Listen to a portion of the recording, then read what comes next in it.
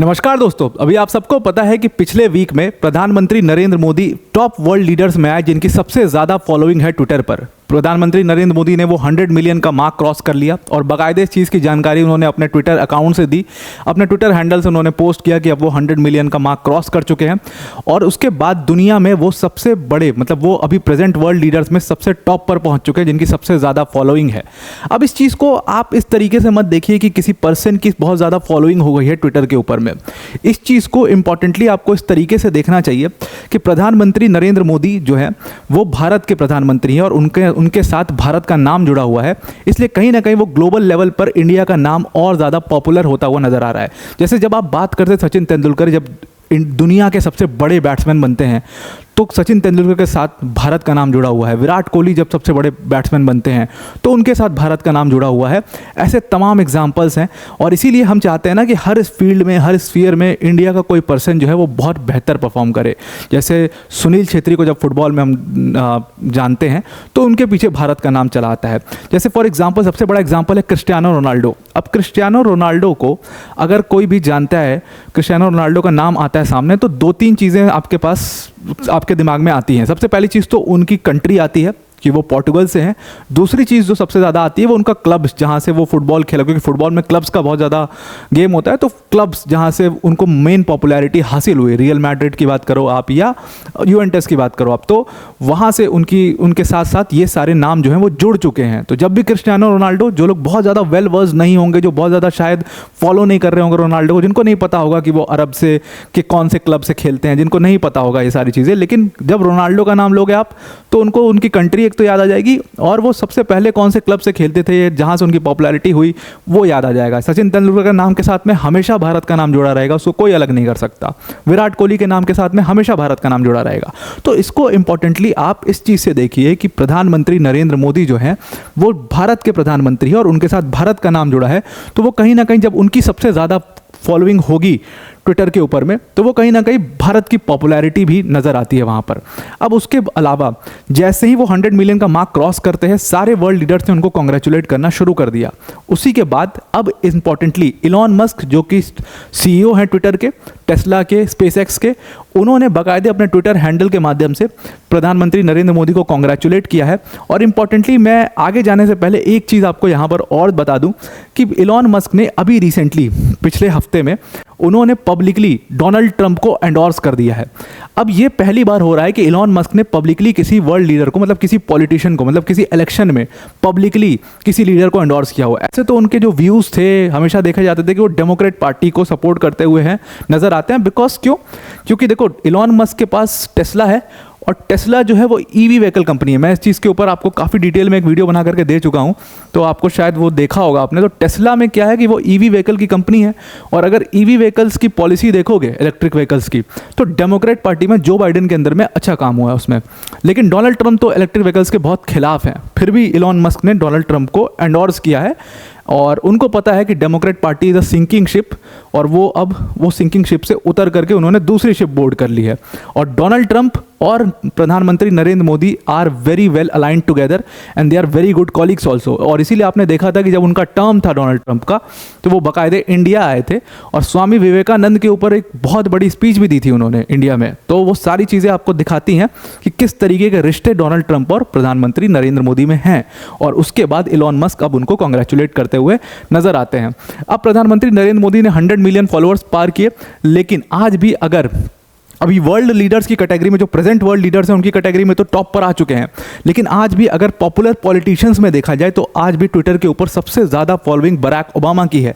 Barack Obama साहब की 131 million followers हैं ट्विटर पर और अगर इन पर्सन भी देखोगे तो ये पूरे ट्विटर पर सेकेंड नंबर के सबसे मोस्ट पॉपुलर पर्सन में आते हैं।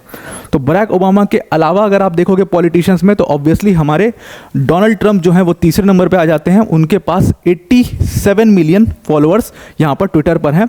और चौथे नंबर की अगर आप बात करोगे तो ऑब्वियसली वहाँ पर जो बाइडेन आते हैं जिनके पास 38 मिलियन फॉलोअर्स हैं और उसके अलावा अमित शाह आपके आते हैं 5वें नंबर पे और उसके बाद हिलरी क्लिंटन जो है वो 6वें नंबर पर आती हैं। तो ये टॉप 6 पॉलिटिशियंस की लिस्ट है, पूरे दुनिया के टॉप 6 पॉलिटिशियंस की लिस्ट, जिसमें सबसे पहले नंबर पर बराक ओबामा आते हैं। लेकिन प्रेजेंट वर्ल्ड लीडर्स में देखा जाए तो प्रधानमंत्री नरेंद्र मोदी वो लिस्ट टॉप कर चुके हैं। अब अगर आप इन पर्सन में देखोगे सबसे ज़्यादा फॉलोअर, तो द सीईओ हिमसेल्फ ऑब्वियसली 2022 में उन्होंने खरीद लिया था ट्विटर को। उसके बाद इलॉन मस्क के पास 190 मिलियन फॉलोअर्स हैं ट्विटर के ऊपर में, और वो टॉप पर हैं ट्विटर में या पूरी दुनिया में इन पर्सन जिनके पास सबसे ज़्यादा फॉलोअर्स हैं ट्विटर पर। इसके अलावा इलॉन मस्क के बाद ऑब्वियसली बराक ओबामा आ जाते हैं जिनके पास 131 मिलियन फॉलोअर्स हैं, और तीसरे नंबर पर जिनका नाम मैं ले रहा था पोर्टुगल के striker Cristiano Ronaldo 112 million followers. अब देखो, जैसा कि मैंने आपको बताया कि इन लोगों के साथ देश का नाम पीछे जुड़ा हुआ है, तो वैसे देखो यहाँ पर भी लिखा हुआ है सीधा सीधा पोर्टुगल स्ट्राइकर, तो वो देश का नाम जो जुड़ा रहता है उससे कहीं ना कहीं वो देश की जो पॉपुलैरिटी है वो ग्लोबल लेवल पर पहुँचती है, और इसीलिए भारत की पॉपुलैरिटी अब ग्लोबल लेवल पर पहुँच रही है। ये सारी चीज़ें बहुत छोटी छोटी चीज़ें लगती होंगी सुनने में, लेकिन ये एक्चुअली बहुत ज़्यादा मैटर करती हैं। कई लोग ऐसे होते हैं जिनकी वजह से हमारे देशों को ऐसी ऐसी जगहों पर जाना जाता है जो शायद पहले नहीं जाना जाता था। One of that was Sachin Tendulkar when he was playing. बहुत सारे इंटरव्यूज़ हैं, आप चेक करिएगा। वेस्ट इंडीज़ के लोगों को पता भी नहीं था कि इंडिया कहाँ पर है, या साउथ अमेरिकन कुछ कंट्रीज़ हैं जिनको नहीं पता था क्योंकि वहाँ पे फुटबॉल बहुत होता है, तो उनको नहीं पता था कि इंडिया कहाँ है, या उन्होंने कभी नाम नहीं सुना था इंडिया का पहले। When Sachin Tendulkar rose to fame, और सचिन तेंदुलकर को जब अगर कोई क्रिकेट को जानता है तो वो सचिन तेंदुलकर को ज़रूर जानता था। तो जब साउथ अमेरिकन, बहुत सारे मैंने ये डॉक्यूमेंट्रीज देखी हैं, तो जब Sachin Tendulkar rose to fame, तो साउथ अमेरिकन लोगों को पता था कि Sachin Tendulkar a person from India is the world's best batsman. तो वहाँ से उनको पता लगा कि अच्छा, इंडिया ऐसी कंट्री है जहाँ पर ये चीज़ें होती हैं, और डग डीप उन्होंने सारी चीज़ें। अब उसी लीग में प्रधानमंत्री नरेंद्र मोदी की भी पॉपुलैरिटी पहुँच चुकी है। अब इन पर्सन क्रिस्टियानो रोनाल्डो के बाद आप देखोगे तो यहाँ पर म्यूजिशियन जस्टिन बीबर और उसके बाद रिहाना जो है वो 5वें नंबर पर आती हैं। अब ऑब्वियसली आपका सवाल होगा कि उनकी पॉपुलैरिटी से क्या फ़ायदा होगा देश को, या 100 मिलियन फॉलोअर्स उन्होंने क्रॉस कर लिए तो उससे क्या होगा। उससे ये होगा कि he himself is a brand now.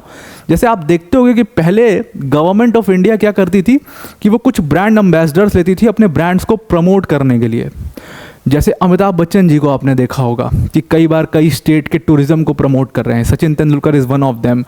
तो ऐसे ब्रांड एम्बेसडर को पिक करते थे और अपना प्रोडक्ट, एक तरीके से जो गवर्नमेंट ऑफ इंडिया का प्रोडक्ट है, जो टूरिज्म है एक तरीके का प्रोडक्ट है, उसको प्रमोट करते थे वर्ल्ड लेवल पर। नाउ अगर आपके देश का प्रधानमंत्री खुद ही अपने आप में एक ब्रांड एम्बेसडर बन गया है, एक वो पर्सनालिटी बन गया है जिसको दुनिया में हर जगह पर फॉलो किया जा रहा है, so he can free of cost endorse your product. और वही प्रधानमंत्री नरेंद्र मोदी करते हुए नजर भी आते हैं अपने ट्विटर हैंडल से। अब आप देखो, मैं उनके ट्विटर हैंडल का एक स्क्रीनशॉट लेके आया हूँ।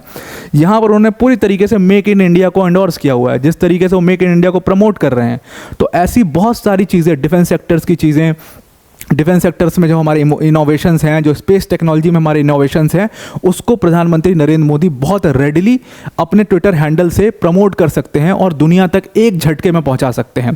तो ये फ़ायदा होगा अगर भारत का प्रधानमंत्री सबसे ज़्यादा फॉलोवर्ड वर्ल्ड लीडर में की लिस्ट में टॉप पर आ जाते हैं, तो उससे हमारे को ये ज़्यादा फ़ायदा होगा। अब वीडियो को एंड करने से पहले अनअकैडमी टीम की तरफ से एक बहुत बड़ी अनाउंसमेंट है। देखो, अनअकैडमी टीम का सबसे बड़ा इवेंट आज तक का अनअकैडमी यूपीएससी समिट, जो कि होने वाला है in collaboration with the Hindu group. ये इवेंट 20 यानी कल और 21 यानी परसों लाइव होगा अनअकैडमी ऐप पर। डिस्क्रिप्शन में इसका लिंक दिया हुआ है। इंपॉर्टेंट इन्फॉर्मेशन ये है कि इस पूरे इवेंट के अंदर में एक सेशन मैं भी लेने वाला हूं, जो होने वाला है अंबेडकर्स प्रियम्बल के ऊपर में। इसमें कई सारे मिथ बस्टर्स होंगे कि प्रियम्बल, आप सबको पता है कि पंडित जवाहरलाल नेहरू ऑब्जेक्टिव रेजोल्यूशन, ये सारे फैक्ट्स आपको पता है। लेकिन यहाँ पर हम डिस्कस करेंगे कि इस प्रियम्बल को मैं अंबेडकर्स प्रियम्बल क्यों कह रहा हूँ, हमारी वर्किंग कमेटी जो थी, जो हमारी ड्राफ्टिंग कमेटी थी, उसकी वर्किंग कैसी थी, जो हमारी एक्सपर्ट्स कमेटी थी उसका क्या काम था, किस तरीके से हमारे कॉन्स्टिट्यूशन ड्राफ्ट किया गया, उसका जो प्रोसेस था, ये सारी चीज़ें हम अंबेडकर्स प्रियम्बल को डिस्कस करते टाइम, ये सारी चीज़ें, वो सारे मिथ्स जो आपको पता है या वो सारे सीक्रेट्स जो कॉन्स्टिट्यूशन के आपको नहीं पता है, वो इस सेशन में हम काफ़ी डिटेल में डिस्कस करने वाले हैं। ये सेशन 10 बजे लाइव होगा, तो इसको आप ज़रूर से ज़रूर ज्वाइन करिएगा इस सेशन को। डिस्क्रिप्शन में इसका लिंक दिया हुआ है, उस पर जा करके आप फ्री ऑफ कॉस्ट रजिस्टर कर सकते हैं।